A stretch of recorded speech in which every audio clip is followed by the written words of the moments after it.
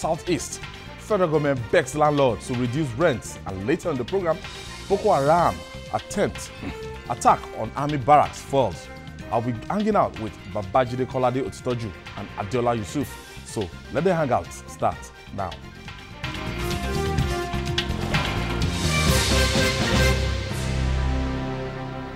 On May 30th, 1967, the late Chukwuemeka Ojukwu declared Biafra as a sovereign state. His declaration became the greatest tragedy that had befallen Nigeria and its people since independence. Hundreds of thousands were killed in an infamous war, and the fragile cord that bound Nigerians together was ruthlessly broken by the force of the bullets. It was a horror story, but 50 years after, the struggle that Ojukwu started remains very active. Yesterday made it 50 years that the Republic of Biafra was declared, and the indigenous people of Biafra, IPOB, celebrated the anniversary. It ordered members to sit at home in honor of heroes and heroines that perished in the struggle. The sit-at-home order was partially successful and sent strong signals across that the agitation is very much alive and well. Will Biafra's struggle ever succeed? Jide, yesterday we got that report from our correspondent Carl Fonyi that went to Anambra and he saw those usually busy streets and everything, especially in Onitsha. And from all reports we've read, commercial activities substantially were paralyzed in the southeastern part of Nigeria yesterday. What does that make of this Biafra struggle? Well, it merely stresses the point that the strategy of the federal government of trying to crush the agitation or trying to keep Nnamdi Kanu, whom they now call their supreme leader, out of circulation has not worked. I said it at that time that the guy should just have been ignored. They should just have been treated like a mere irritant. But we made him extremely popular by putting him on trial and doing our best to keep him in detention longer than even the law permits. So that feeling that this guy was being unduly ill-treated made him to get more and more converts to his Biafra preoccupation. You see, if he had been treated like an insignificant fellow, I'm telling you that this matter will not be resonating in the minds of people as it is currently doing. What we began to treat him more or less like a prisoner of conscience.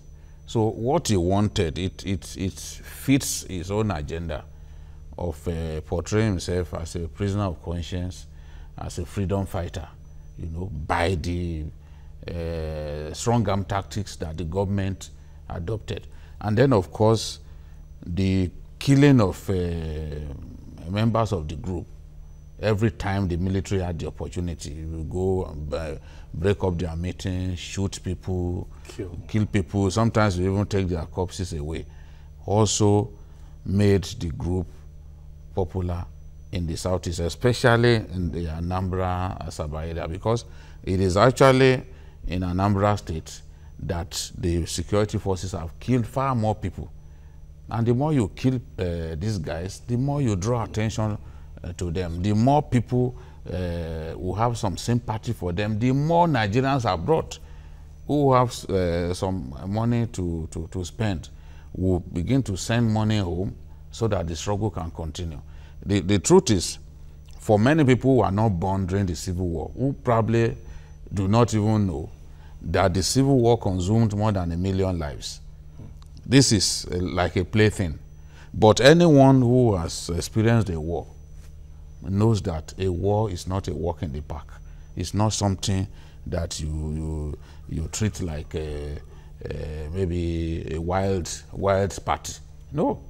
So it's unfortunate that our strategy has not been good enough. I don't want to believe that the fact that people stayed at home is an indication that this is a popular movement. It is not. Most of the Igbo professionals, for example, they went to work. It's the traders who chose to sit back because of experience. In the past, you open your shops, they'll come and attack you, they'll loot your shops and all that. So it was wise for people, you know, to lock their shops so that in these hard times, they don't lose their wares to a restless run of angry youths. Adela, when you look at the way we know Chief Ralph Mazurike and his own movement of the survival of the actualization of the sovereign state of Biafra. That's Masop, and he's a lawyer. And at a point in time, went to Libya to go and train about is it Libya or Israel to go and train about non-violence struggle. And since he started, he has been at the vanguard of this struggle, and they've been talking about self-determination. But when you look at the bigger picture now, as in how popular is this struggle, you might have gone to the East, you might have cited opinions of people from the East in Lagos and other parts of the country. Riding on the back of what has just been said, you agree with me that it was the approach of the federal government that fueled or lubricated the wheel of this struggle. There is no doubt about the fact that we had a civil war, and we should, it's a must that we should try as much as possible to talk. It's not something that we can just wave away. A lot of people were killed. Different figures were bandied around. We had the figures of hundreds of thousands of people were killed. It has happened. You don't pretend as if nothing happened.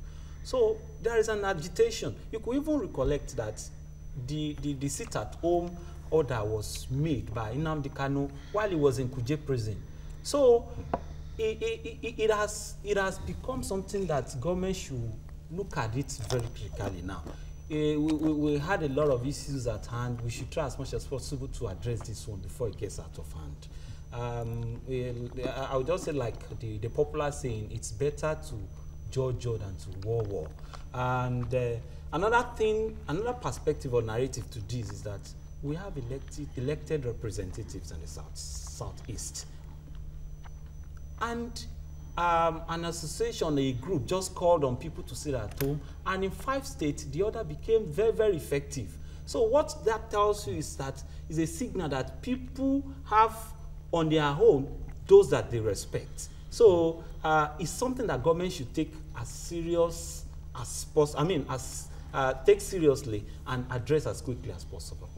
Jide, the Nigerian states, do you think, after the 1967 war, the president, Gowon, former military president at that time, came with a 3-year restoration, rebuilding, and reconciliation, Now, after that Biafran war, do you think the southeastern part of the country, do you think they'll be fully integrated into Nigeria?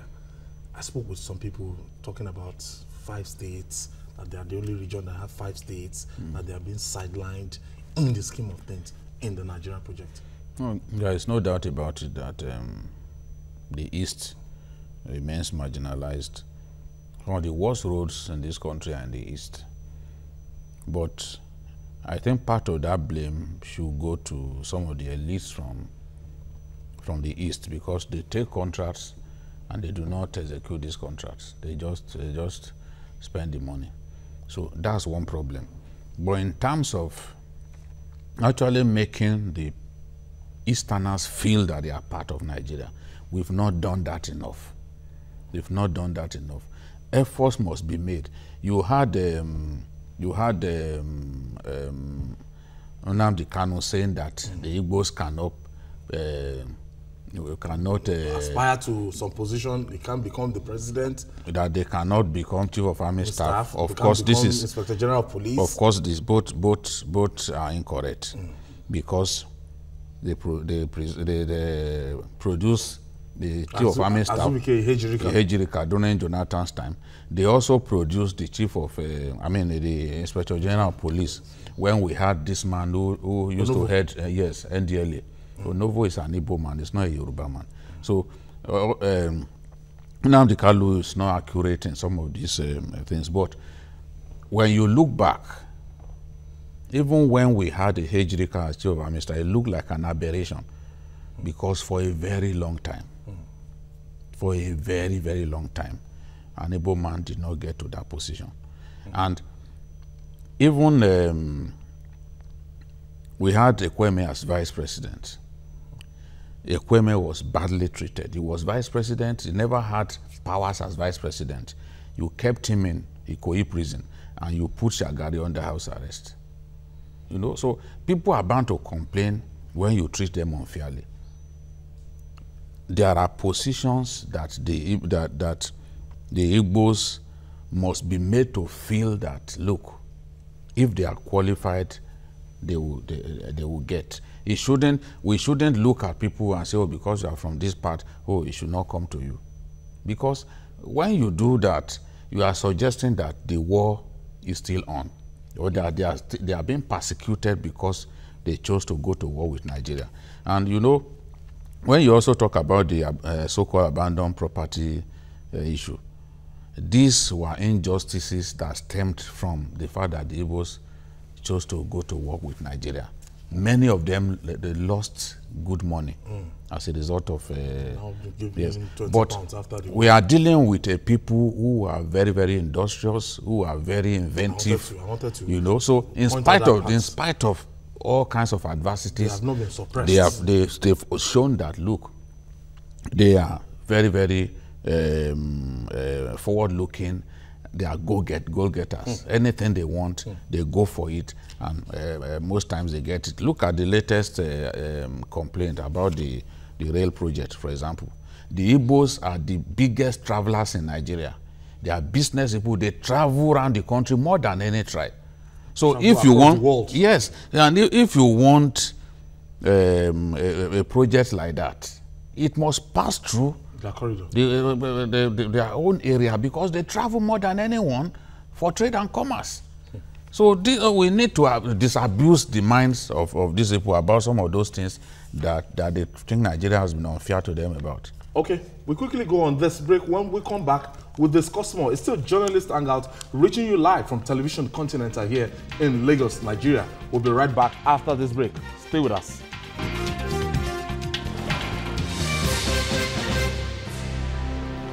Welcome back. We're still looking at the agitation for the Republic of Biafra by members of both IPOB and MASOB. Jide, when you look at the way the thing is spanning out and what, as a country, the structure of Nigeria, a lot of people will say we still need to go back to that question that's beyond the marginalization of the Igbos. The Yoruba people will tell you, the Hausa people will tell you, I'm also being marginalized and everything. So I think more and more every day, this is becoming very, very important that we need to rework the structure. That's why we need a sovereign national conference, not just a constitutional conference. A sovereign national conference where we can address all those issues that divide us as a people, that make it difficult for Nigeria to be greater than it is at this time. There is so much disharmony, so much distrust among the federatory units that make up Nigeria. And it's not just the Igbos that feel concerned. We never talk as Nigerians. Yeah, we talk more of Yoruba. Yes. We talk more of Hausa. We talk more of Igbos. We don't speak with one voice. You know, I said it on this program before that in Rwanda, it is a crime to say you belong to this tribe. You can't be an Hutu, you can't be a Tutsi. I think there's a law. You go to jail now if you say that oh, I'm a Yoruba. Everyone is a Rwanda. Because they do not want to go back to the unfortunate incident that led to the massacre of over 1 million people. They don't want, so they want to banish it totally from their, even from their memory. They don't want to remember it because it makes their blood boil whenever they remember what happened. So in our own case, we need to come together. The confab that Goodluck Jonathan organized was a good one in the sense that he tried to address some of the problems. And he came out with some good decisions. But our president has told us that, he's just going to gather the reports, to gather dust somewhere. And the SGF, Babashir Lawal, said the people who went there that it was just an opportunity for boys to eat. They gave food to the boys. Meanwhile, there were traditional rulers like Lamido of Adamawa, one of the biggest traditional rulers in Nigeria. He attended it. A former CGN was the one who even headed. Kutigi. Yes, Kutigi actually even headed the confab. And you insult a people that it was just an opportunity for them to eat. What food do you want to give a Kutigi? Someone who has seen it all, is not bothered about money. So we had a Secretary of Government of the Federation who still does not know how to talk. We insulted those people. But that's by the way. It was a good step. What I am asking for is that we should take it further, make it a sovereign national conference. People should stop having this fear that a sovereign national conference will lead to the breakup of Nigeria. No. We will only become even more united. Let's address those issues that are dividing us. There's nothing wrong in people coming together to talk.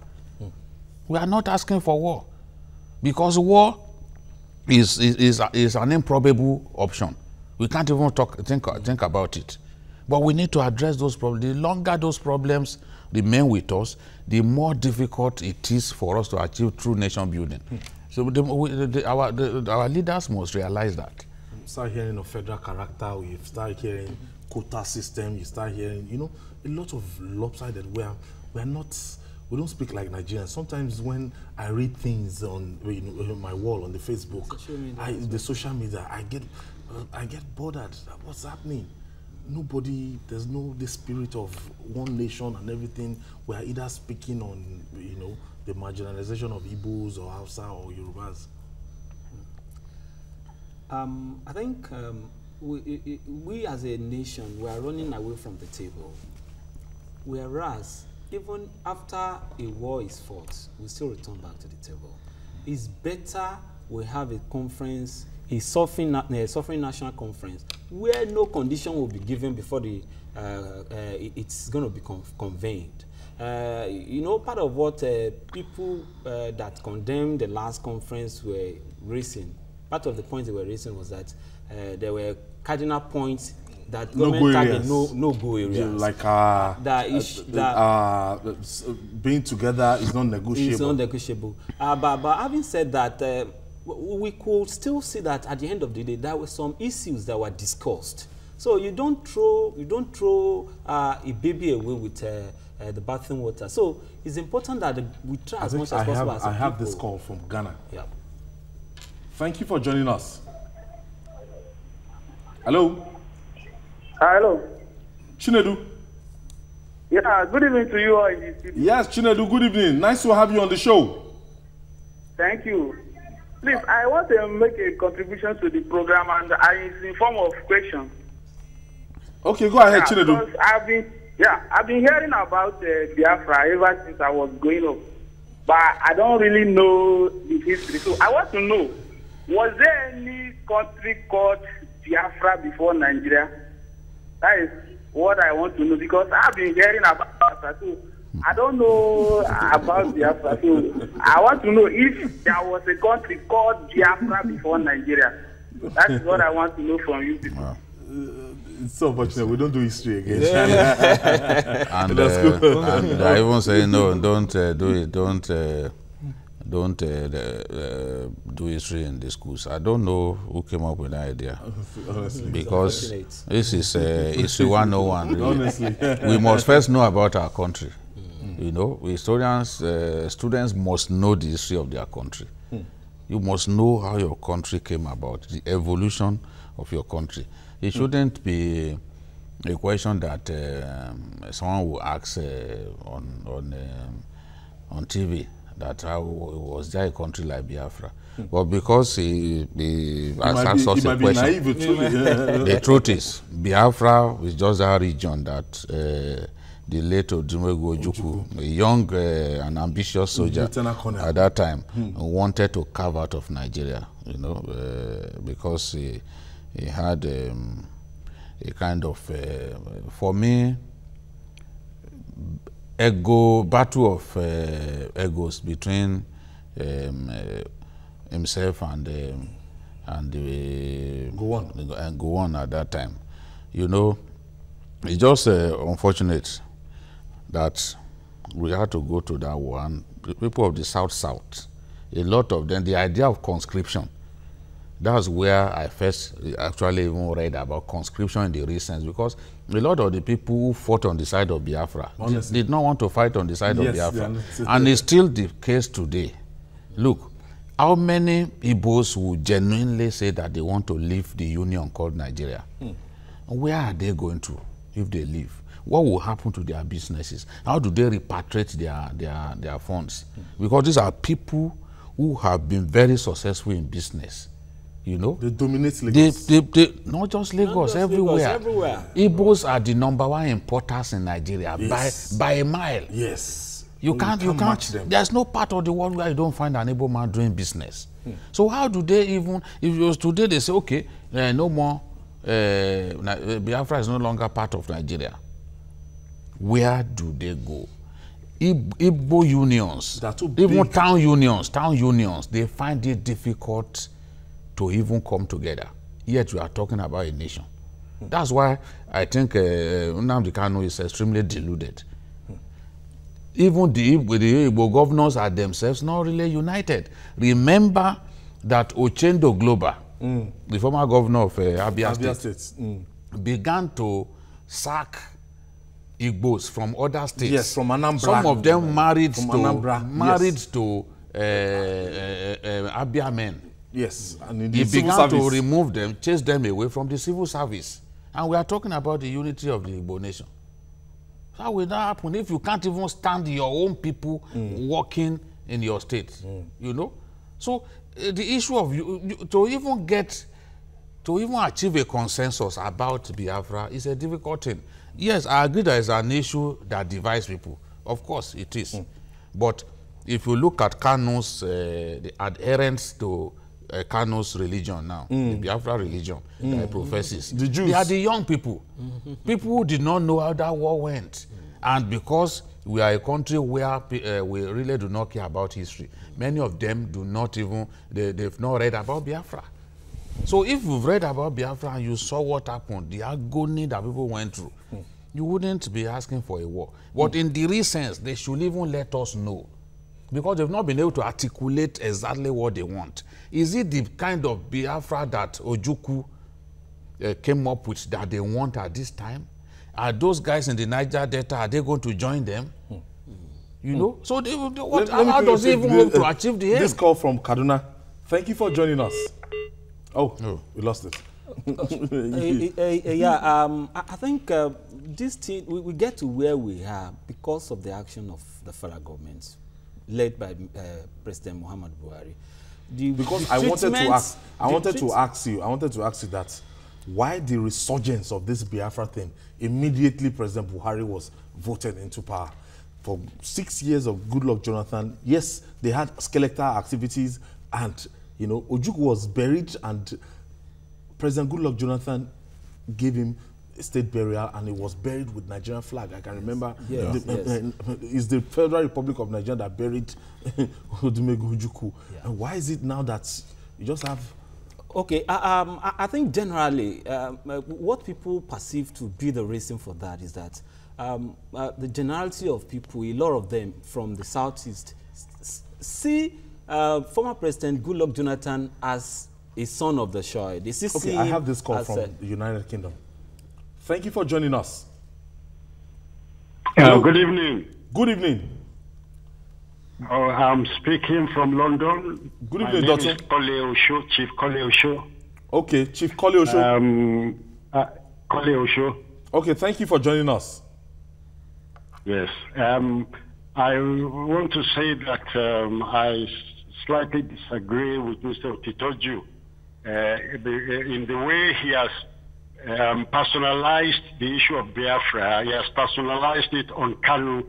Biafra is a metaphor for self-determination. No country in the world today needs to be looked at more seriously on the issue of self-determination than Nigeria. And regardless of all the qualities of the Igbo that Mr. Otitoju says will prevent Biafra breaking away from Nigeria, until the issue of self-determination has been resolved in Nigeria, either through federalism or otherwise, the issue of Biafra will not go away. It's not only the Igbos that feel subjugated to the Fulanis in Nigeria. Independence was handed over to the Fulanis by the British, and they are exploiting it in every way possible. Thank you, Mr. Kole Osho. Thank you for your contribution. Jide, you have one there. He's saying that it's not only the Biafra agitations we have, that's the right of self-determination. The thing is, we have talked about the fact that as a people, we all have our grievances. Everybody's aggrieved. You are marginalized as a Kogi man. He's not saying anything new. He's not even saying anything that we have not said here. That as a people, we need to talk together. So if he's talking about restructuring, we already even spoke about it before he called in. So there's nothing he's saying that is really new. We need to sit together and talk and find an end to the issues that brought us to war in the first place. So that's the, I'm really not against that. But okay. Biafra now breaking out of Nigeria is not a possibility. All right, I'll take this break. When we come back, we'll talk more. Join us.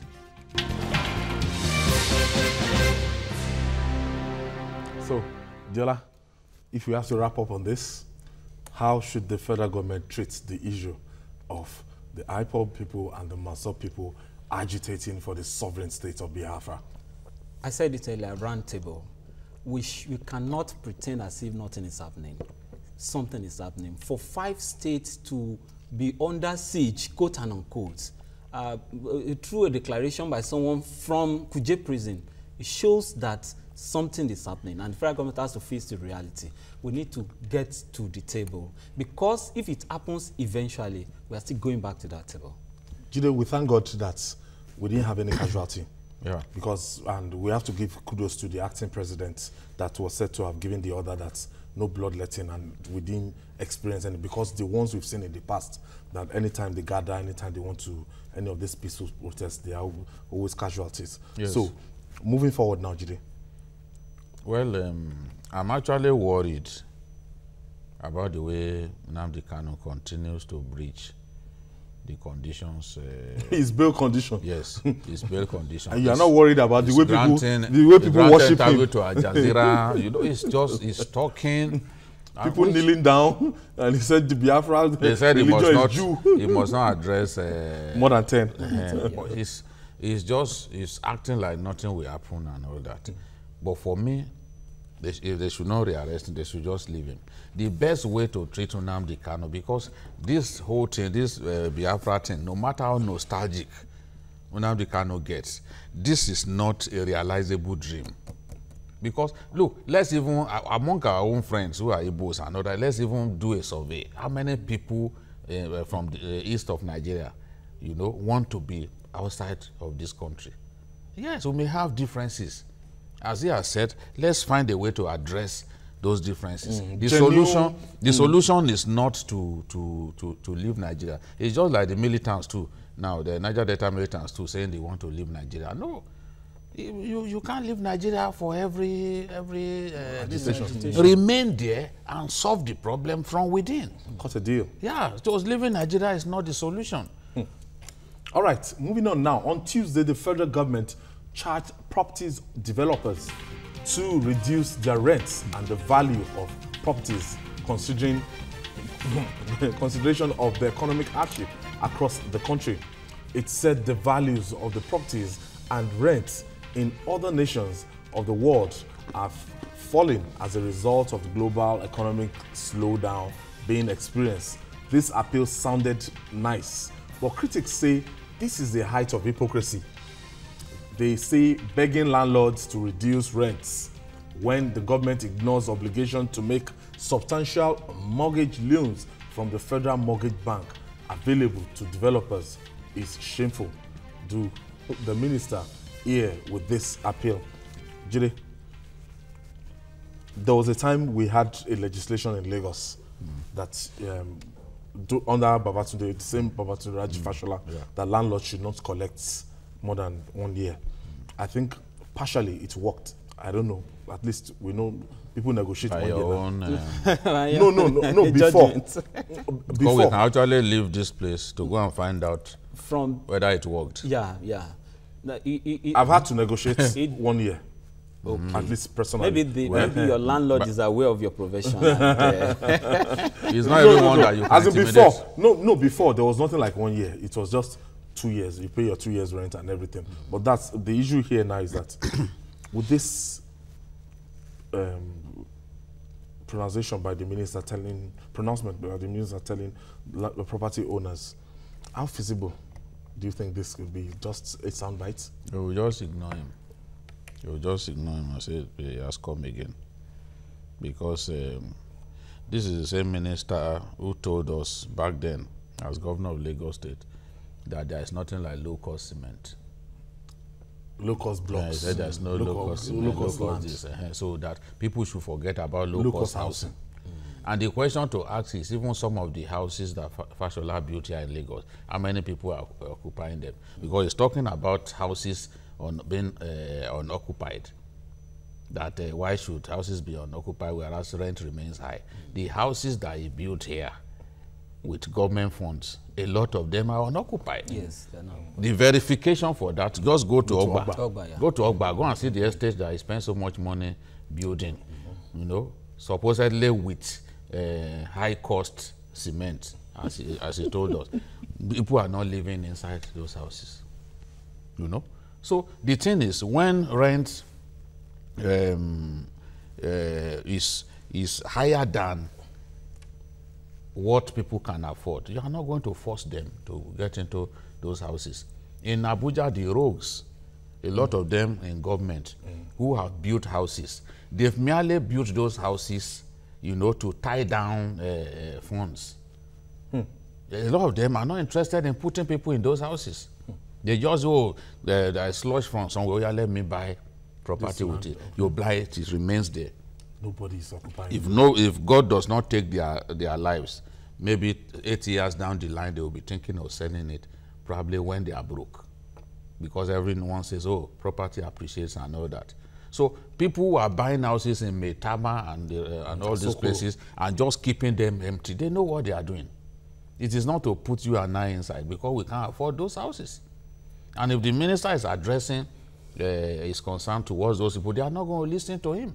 He's saying that people, just what he said here in Lagos that didn't really work, that people should not be made to pay rent in advance, that they don't collect their salaries in advance. If we are to go by that logic by Fashola, it means that even our children that we put in school, we should not pay their school fees in advance. That we should wait until the end of the term to go and pay them their school fees. Who is going to listen to you when you say that? Who is going to comply? That your daughter, you know, that they should wait for the end of the term to pay the school fees. Yes, we pay school fees in advance. So people will pay rent in advance as well. You cannot use the analogy of, oh, people don't get paid their salaries in advance. You can't use that analogy because in many instances, you still have to pay in advance. He used the argument that, oh, you do not pay a taxi driver in advance. Well, that's just a ridiculous analogy. The fact that you can't pay a taxi driver in advance because he has to take you somewhere. But you must pay your children's school fees in advance. And it's not only in Nigeria that is done. So there are payments that you must make in advance. If the minister succeeds in building a house today, he wants to put the house out for rent, I'm not sure that he will allow people to be paying monthly to him. He's probably going to get a property consultant to go and handle the business for him, the business of collecting money from this tenants and all that. He won't do that by himself. Nobody enjoys having to come after you every month to say, oh, yeah, come and take this money, come and take this money. Nigeria has gone past that stage. Maybe when we were growing up, every month, the idea of paying in advance was not really common, and people could be trusted. So every month you say, okay, this is your, this is my rent. But nobody will do that now. Even in semi-urban and I mean rural communities, they will still take rent in advance. But there's nothing you can do about that. It's just empty gas. At the end of the day, you talk to people, they listen to you, they say, oh, we are going to do something about it. Rent itself is a function of the of economic indicators. Yusuf, how come we don't have a mortgage scheme, as in other parts of the world, that you can do 35 years, 30 years, you pay instrumentally? How come that kind of thing cannot work in Nigeria? Yeah, before answering that question, I think it's important for me to try as much as possible to make some clarification, because I read that account. There was a problem, or I should say there is a problem. And the problem is that we have houses. Let's forget that it's coming from Fashola, or the Minister of Power, Works and Housing. It's a fact that there are houses unoccupied. We have just cited an example of the houses built by him too in Lagos that are not occupied. And another problem is that we have people that are houseless, people that don't have houses. So there is a problem. He has come out to say that this is a problem. And another thing he talked about was that the landlord should be collecting the rent monthly, which I think it won't work. But the first one he talked about, he shouldn't be the one to now start telling the landlords that this is what should be done. He's representing the government that has power to build houses that will be lower in rate than those ones that the landlords are hiking their prices. So with that, it's as simple as, you know, we need action, not talk. If he has built houses that, you know, I can go and rent at a cheaper rate, why do you need to now start telling landlords? Rent will even crash. Rent will even crash. So if he goes, if he makes houses available, rent will crash. But government is not doing that. Even when we have the federal mortgage scheme, you put someone there, even during the time of Yaradua, they stole the money. You know, housing scheme, the money gets stolen. So how are you going to provide the houses for poor people, or for civil servants and the rest? It's just not the case. Okay, let me quickly take this break and we'll be right back. Stay with us.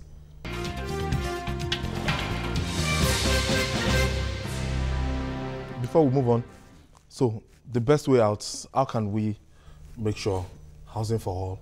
The problem, the question to ask Minister Fashola is, what is he doing about the fact that houses are there unoccupied? What are they even doing? They always say housing for all by years. So what is government doing? There is a house that is empty here in Marina that the president said he should release so that it can be used. He has held on to the keys and the house remains unoccupied. So if by his own actions he is keeping a house unoccupied, why should he complain about some houses in Abuja and other places unoccupied? I can tell you that it's just about government decided that this is a priority. The late aide-de-camp to Obasanjo, Giwamu, once told him, Obasanjo was addressing the people in Abuja, and he said, see, who does not know that this airport that we built here, you know, has made Abuja better? So he now whispered into his ears that, Mr. President, don't pursue that line, no, because people will say no, that they've not really benefited that. If you spend that kind of money on housing, rent will crash in Abuja. Obama just said they should shut up. But the truth is, if they had spent that kind of money that they spent on building that airport, that stadium in Abuja, on housing, on providing low-cost housing in Abuja, of course rent will crash. Today, what is happening to that stadium? It is now a grazing arena for cows, for stray cows. No match is played there anymore. It's just there. We wasted so much money.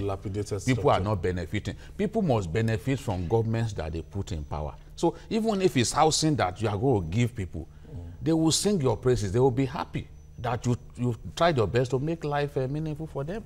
Finally. Okay, I think I will just advise that the Minister of Power, Works and Housing try his best, maybe to tell the President to reduce the portfolio for him. He's holding 3 cardinal portfolios, and up till now, it's still so difficult to feel what he's doing there. So being the Minister of Works and Housing shouldn't be reduced to begging the landlords to reduce rent. So you should work hard. Let's see action. Build houses that will be low-cost houses, and that will definitely crash the rent. So let me take Aziz is calling us from Abuja. Aziz, thank you for joining us. How are you? Good evening. Good evening, Aziz. Thank you for hanging out with us. The need to do something straight away. People in Nigerian capital, the issue of property tax, they have to bring it on board. Look at the number of estates springing up. People are not living there. Go to where people are living in the city centers. 15 million, 20 million house rent in a year. It's not feasible for a civil servant. I'm a civil servant in FCT. My housing rent, every time my allowance is not up to 1 million. In fact, as I'm talking to you, I'm living in a slum area in Abuja. So how do you want us to survive? That's why people are moving to the neighboring state. Then look at Shagari area. All those houses that were built, Obasanjo placed it on this monetary policies. All the chiefs and directors, they bought all those houses. The new younger generation that they are in the system, they don't build out for us. Minister need to do something. Go and build out for us. Subsidize at 40 or 50%. That is what they are doing in Qatar area. You give me a job in FCT, you must give me a house. When I'm going there, I purchase the building. As simple as that. We cannot live in FCT. We are suffering from level just below. Our house, our rent and everything is not up to $1 million a year. And you are saying you are living suffer. That is why everything is corrupt. What you need to do is monetization is not working. Give us house when you give us job. I don't have business in Abuja, if not because of giving me job in FCT. If I'm retired, I'm going back to my state. Period. Thank you, Aziz. Give us free house. Thank you, Aziz. Jide, when you talk about rent in Abuja, it's crazy. No. There's a big accommodation problem in that city center. People stay in places like Biafra. Some people live in Kefi. Some in Gwagwalada, like Kefi, and then Kefi in Nasarawa State. In fact, many of the people are working inside. Working in Abuja, many of the civil servants and people working in other parts of Abuja are actually living in Nasarawa State. They are not living in FCT. They are living in Nasarawa State. You see, and that's why those satellite towns are so densely populated. If you go to Nyanya, you go to those Wawalada and other places, densely populated because people can't afford rent in Abuja. And the transport system is not really encouraging. So you see this traffic gridlock every morning and all that. So the thing is, even when you are building a city, you have to allow for this low-cost housing. If you go to South Africa, you see the low-cost housing that they build for mine workers, just outside Johannesburg. Yeah. Because I saw them. You see, they are not, it's a slum area. But that's where people like them can live. In London, you have council flats. Yeah, yes. That people can afford. And if we would just set aside some money just to make life more meaningful for our people, rather than speak English, without substance, it will really benefit our people. Honestly, Nigerians have had enough of just speaking English because you are blessed at speaking English, just speaking English and trying to bamboozle people. No, let us see what you as a person are doing. How much has been invested? You know, how much has been invested in this budget, for example? Yeah, we know that people are suffering. We know that many people who actually would love to reside in Abuja can't reside in Abuja. They are living very far away and it's making life difficult for them. What are we doing to address that problem, to make life more meaningful for our people? That is what Nigerians want to hear. They want to hear substance emanating from the mouths of their leaders. Johnson is calling us from Lagos. Oh, we lost Johnson. We have, even in Lagos, you have apartments very, very expensive, not affordable. And some areas on the island, they use dollars, all those posh flats, to pay for their rent. Okay, as we are in the course of the discussion, something came to my mind that why is it that former Governor Lateef Jakonde is still being celebrated while he's alive? Because the man made sufficient and efficient use of the opportunity he had. He built houses that were affordable.